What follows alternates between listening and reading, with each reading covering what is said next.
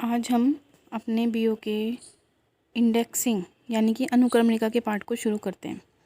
Filing आपको पता चल गया कि फाइलिंग जो होता है मेन डॉक्यूमेंट्स को आप किस तरह से रखते हो, वो फाइलिंग के अंदर आता है। आपने रख लिया, अब आपको करना क्या है, अब आपको उन फाइल्स को ढूंढना है और ढूंढने में आपको ये भी होना चाहिए कि टाइम वेस्ट ना हो। तो उस प्रोसेस को क्या बोलते हैं, इंडेक्सिंग यानी कि अनुक्रमणिका बोलते हैं। इसी क्वेश्चन ये आता है कि अनुक्रमणिका होता क्या है। अनुक्रमणिका वह संकेत है जिसकी सहायता से हम ये जान सकते हैं कि कौन सा पत्र किस फाइल में कहाँ पर रखा हुआ है। इसके अंदर भी हम बहुत सारे मेथड्स को यूज़ कर सकते हैं। तो मेथड्स को यूज़ करने से हमें ये पता होना चाहिए कि फाइलिंग एक ऐसी टेक्निक है जिससे हम पत्रों को फाइल करते हैं और आवश्यकता पड़ने पर निकाल सकते हैं। लेकिन आवश्यकता पड़ने पर अनेक पत्रों में से इच्छित पत्र को बिना टाइम वेस्ट किए निकालने की प्रणाली आपकी इंडेक्सिंग कहलाती है। तो जॉर्ज आर टेरी ने कहा है कि अनुक्रमणिका एक खोज उपकरण है जो इस बात का सुराग देती है कि सामग्री को किस प्रकार से क्रमबद्ध किया गया है। तो बेसिकली आप क्या कह सकते हो, वो संकेत जिसकी सहायता से जान सकें कि कौन सा पत्र कहाँ है, वो आपका क्या कहलाता है, इंडेक्सिंग या अनुक्रमणिका कहलाता है। है कि अनुक्रमणिका का महत्व क्या है। आपने स्टार्टिंग में देखा होगा, आपके पास जितनी भी किताबें हैं उस सब में स्टार्टिंग में इंडेक्स नंबर होता है। आपको पता चल जाता है कि चैप्टर कहाँ से स्टार्ट है और कहाँ पर ख़त्म है। तो वह विषय सूची जो इच्छित पाठ को निकालने के लिए पुस्तक में होती है वो इंडेक्सिंग कहलाती है। क्या फ़ायदा है, इससे टाइम वेस्ट नहीं होगा। तो बहुत बड़े कार्यालय में यूज़ की जाती है, जहाँ पर सैकड़ों पत्र रोज आते हैं। फाइल करने से पहले हम उनकी सूची बना लेते हैं ताकि आवश्यकता पड़ने पर इच्छित पत्र को बिना टाइम वेस्ट किए हम निकाल सकें।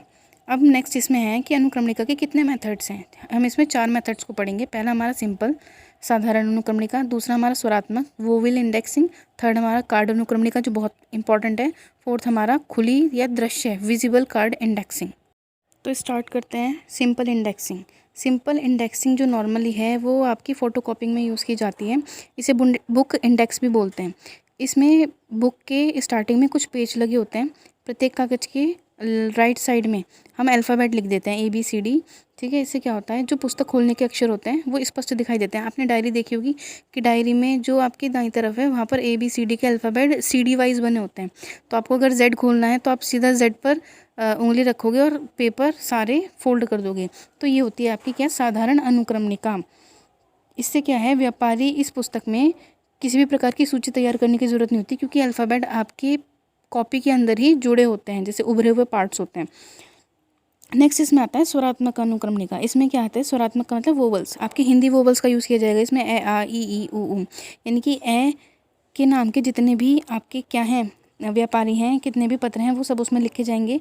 तो लेकिन ये आपका ध्यान रखना कि जब पत्रों की या व्यवहारों की संख्या कम होती है तब हम साधारण अनुक्रमणिका से काम चला सकते हैं, लेकिन जब हमारी संख्या अधिक है तो हमें स्वरात्मक अनुक्रमणिका का यूज़ करना पड़ेगा। अंग्रेजी वर्णमाला में जो स्वर हैं वो 5 हैं, लेकिन हम यूज़ किस में करेंगे, हिंदी वर्णमाला का यूज़ करेंगे। अब जब हम किसी व्यापारी की फाइल में कोई विशेष पत्र पढ़ेंगे तो इस बात का अनुभव होता है कि हमारा काम नहीं चल सकता, हमें इससे आगे और पीछे पत्र भी पढ़ने होते हैं। तो इस अवस्था में हमें क्या, स्वर अनुक्रमणिका का यूज़ करना होता है, जिसे श्रृंखला अनुक्रमणिका बोलते हैं। ध्यान रखेंगे, तीसरी आप इसमें लिखेंगे श्रृंखला अनुक्रमणिका है। श्रृंखला अनुक्रमणिका का मतलब पहला पेज जिस नंबर पर है वो ऊपर बटे का साइन लगाएंगे, नेक्स्ट पेज जिस नंबर पर है वो नीचे, फिर बराबर का साइन लगाएंगे, फिर पेज जिस पर है वो ऊपर, लास्ट पेज जिस नंबर है वो नीचे रखा जाएगा। तो बहुत सारी विधि हैं, इस श्रृंखला वाली कहलाएगी आपकी, ध्यान रखेंगे। तो इससे क्या होता है, हम बार बार अनुक्रमणिका देखने से बच जाते हैं, हमें पता चल जाता है। फॉर एग्जांपल विनोद कुमार चोपड़ा जी हैं, उनके जो पत्र हैं वो 5, 22, 37, 46, 55 और 57 पेज पर हैं। तो देखो, आप वीडियो में देख रहे होंगे किस तरह से आपको पता चल जाएगा, यानी कि 0 कुछ नहीं है, फिर 22 पर है, फिर 5 पर है, फिर 37 पर है। किसके अंदर आती है, श्रृंखला अनुक्रमणिका के अंदर आती है। आता है आपका कार्ड अनुक्रमणिका।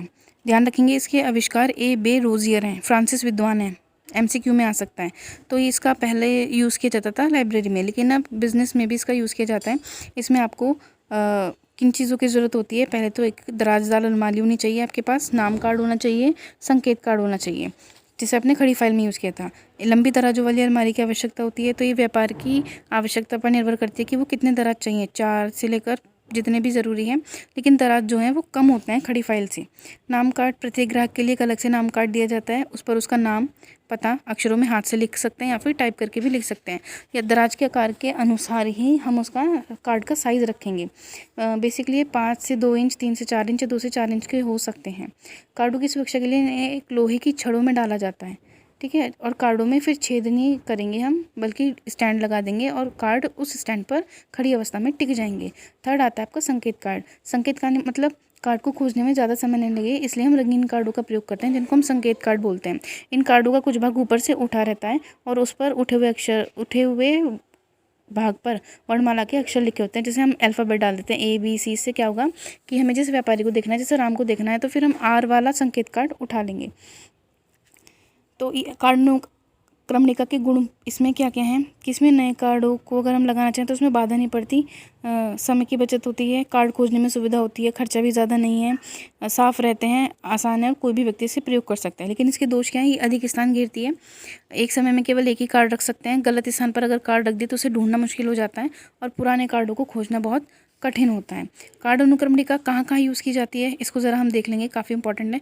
अगर एड्रेस बुक के रूप में हम इसको यूज़ कर सकते हैं, लेज़र में यूज़ कर सकते हैं, क्रेडिट बुक में यूज़ कर सकते हैं, ओपनिंग बुक में यूज़ कर सकते हैं, फॉलो अप सिस्टम हुआ आपका, बिजनेस हुआ, hire purchase system, price list और सर्विस बुक, इस जगह कार्ड अनुक्रमणिका का यूज़ किया जा सकता है। लास्ट आता है आपका इसमें खुली है दृश्य अनुक्रमणिका, मतलब अनेक कार्डों को एक साथ एक झलक में देखना, तब हम खुली दृश्य अनुक्रमणिका का यूज़ करेंगे। इसमें क्या है, कार्ड अनुक्रमणिका एक बड़ी प्लेट पर बहुत सारे कार्ड लगाए जाते हैं, उन पे नाम पते देखे जा सकते हैं। जैसे आपके स्कूल में लिखा होगा दृश्य अनुक्रमणिका, आप बाहर जाकर देखेंगे एक बोर्ड है, उस पर उन ईयर्स और टॉपर्स के नाम लिखे हुए हैं कि उन्होंने इस साल में 12th पास किया, उनके कितने मार्क्स है, तो वो आपका दृश्य अनुक्रमणिका है। इसमें हम अलग अलग रंगों का प्रयोग कर सकते हैं। इस विधि में कार्ड अपने स्थान पर ही रहता है और हम इसमें पेजों को पलट भी सकते हैं। इसका सबसे बड़ा दोष ये है कि एक बार में केवल एक कार्ड देखा जा सकता है और गलत स्थान पर कार्ड अगर हमने रख दिया तो दिक्कत हो जाएगी। और फ़ायदा ये है कि बहुत सारे कार्डों को हम एक साथ देख सकते हैं। इसमें क्या है, इसमें धातु की चौखटें, लोहे का स्टैंड और कागज़ की पट्टियाँ यूज़ की जाती हैं। पहले तो हम कार्डों को लिफाफे में अंदर रखेंगे, लिफाफा ध्यान रखेंगे पारदर्शी होगा, यानी कि आर पार देखा जा सकता है। फिर उसको चौखट में रखेंगे, चौखट में रखने के बाद हम उसे ट्रे में लगा देंगे ताकि हम उसका नाम, पता, फाइल नंबर देख सकें। एक मेंबर की सूची, उसके सामने सारी चीज़ें डिटेल होती हैं, तो इससे हम कार्ड को निकाल भी सकते हैं। इसके ऊपर इसको सुरक्षित रखने के लिए पॉली इस पर कवर रहती है। इस अनुक्रमणिका के लाभ क्या हैं, ये अधिक सरल है। एक समय में 200 से 300 कार्ड देखे सकते हैं। इसमें हम कार्डों को आगे पीछे कर सकते हैं बिना किसी दिक्कत के। इसमें व्यापारी की टेलीफोन नंबर, उसका एड्रेस, सूची सब एक साथ मिल जाएगा, एक ही बार में देख सकते हैं।